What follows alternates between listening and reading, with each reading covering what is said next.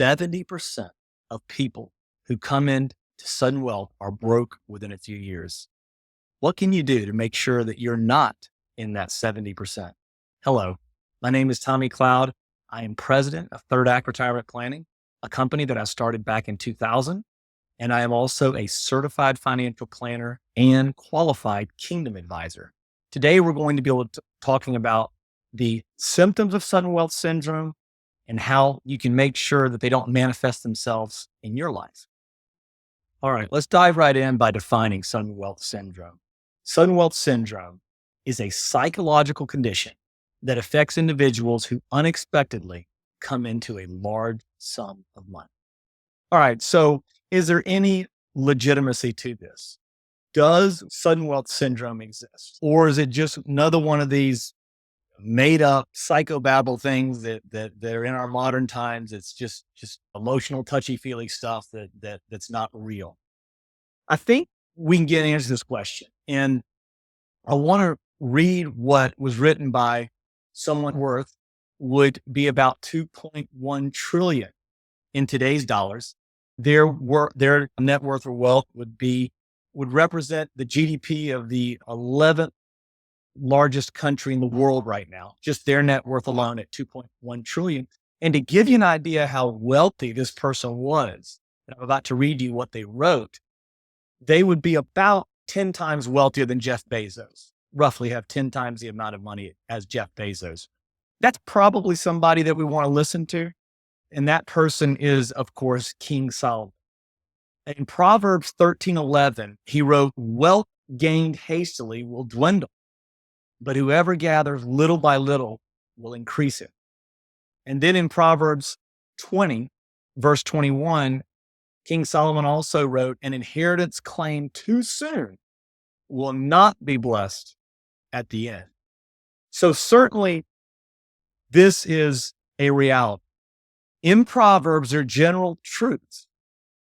They don't always occur, but they generally occur. And what we can do to offset those truths is to apply other truths. For example, King Solomon also wrote that there's victory in a multitude of counselors.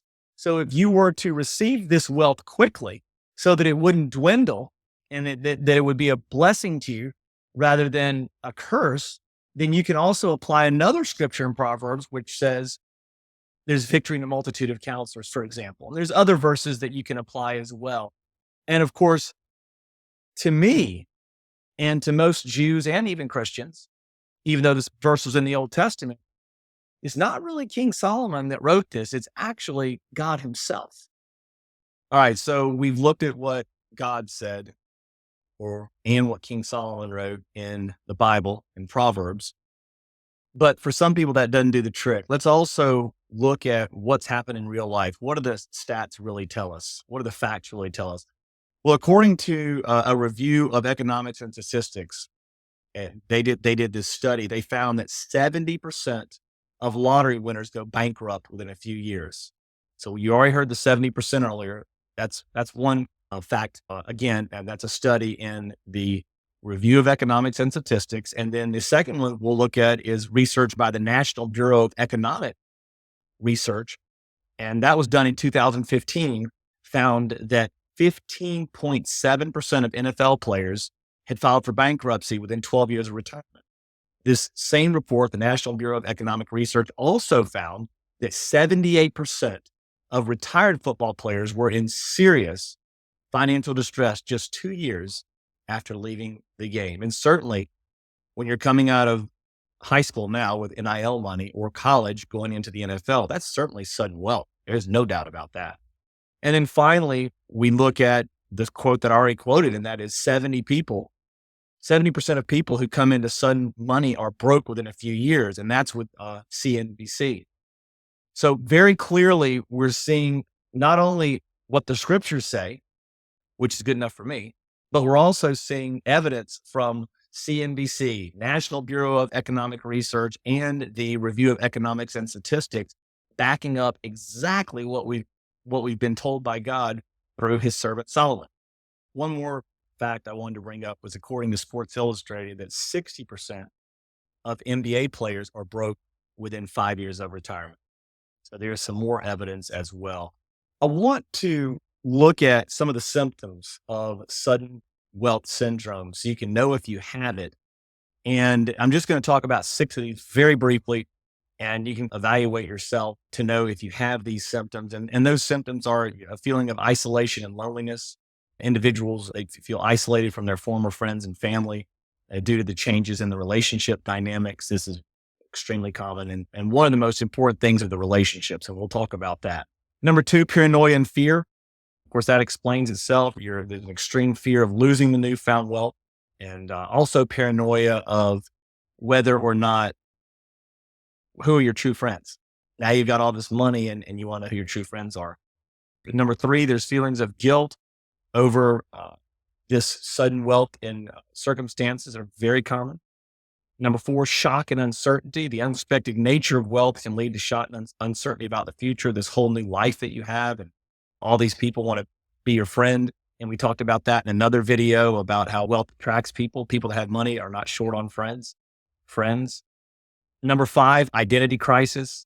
They're going to be, you might feel like you're struggling to adapt to your new circumstances, which can lead to a crisis of identity. A lot of people identify themselves with their socioeconomic status. Very common.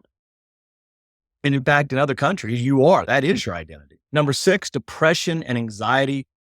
And that kind of speaks for itself. These videos are designed to help educate you on the different areas of personal finance from a biblical perspective, particularly if you've just suddenly gained a large amount. I think you'll find my perspective to be unique. As a child, I was exposed to the areas of personal finance, and my dad was also in this field.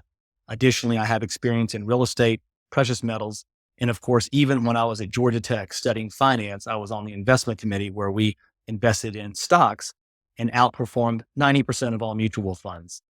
I encourage you to subscribe and comment. Any comments that you make to this video, I will respond to.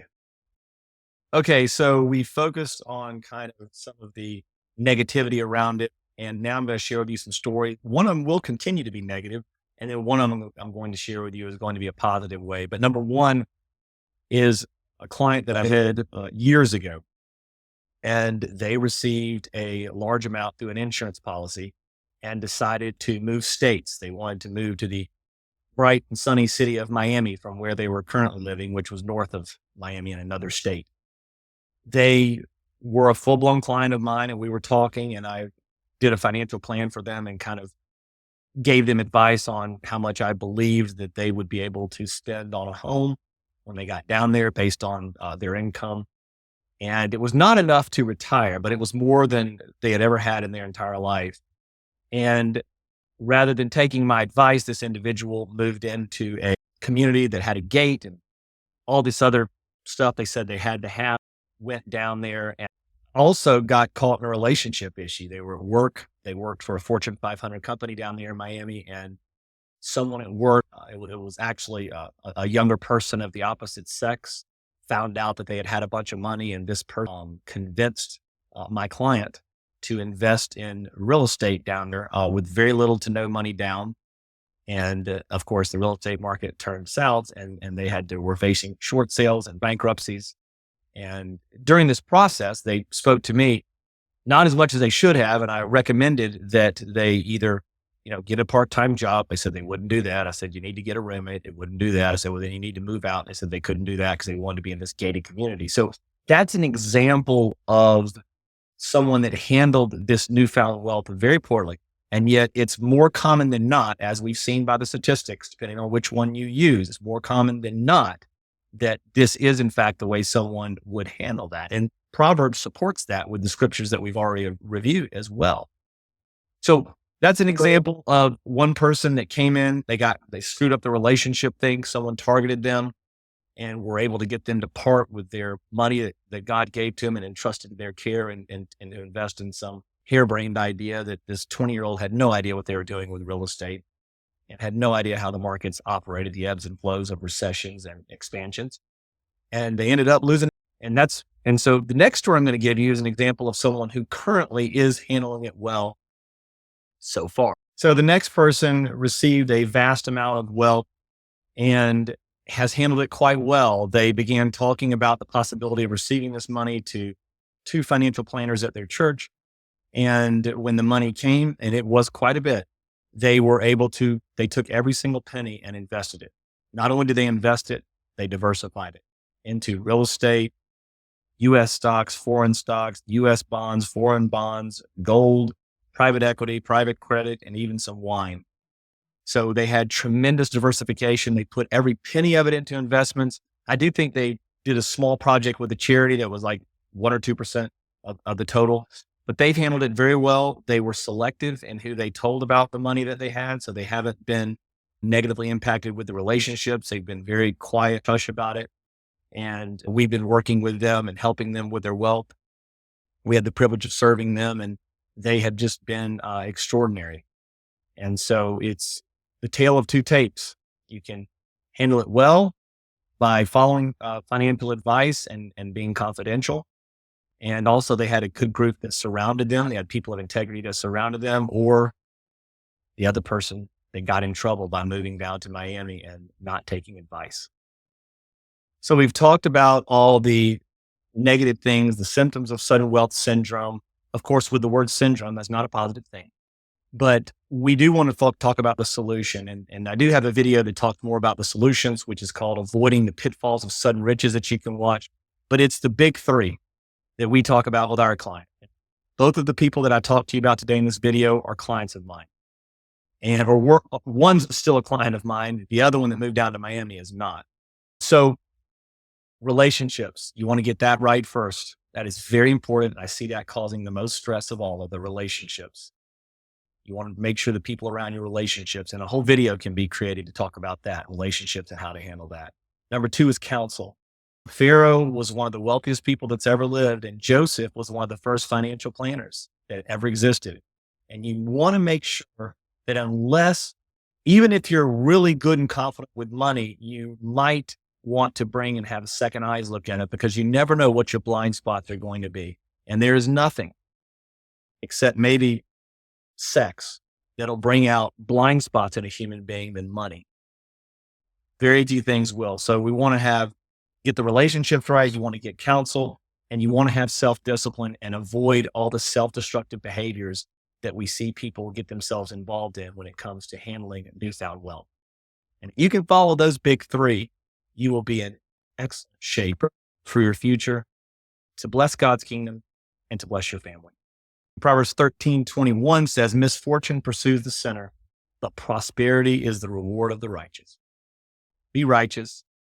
It also says in Proverbs 13:22, part B of the verse says, a sinner's wealth is stored up for the righteous.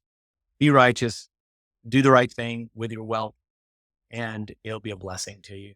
We have an entire sudden wealth stewardship system that we walk our clients through to give them a much more highly likelihood that they'll be truly successful and have wisdom with this newfound wealth that's been entrusted to their care.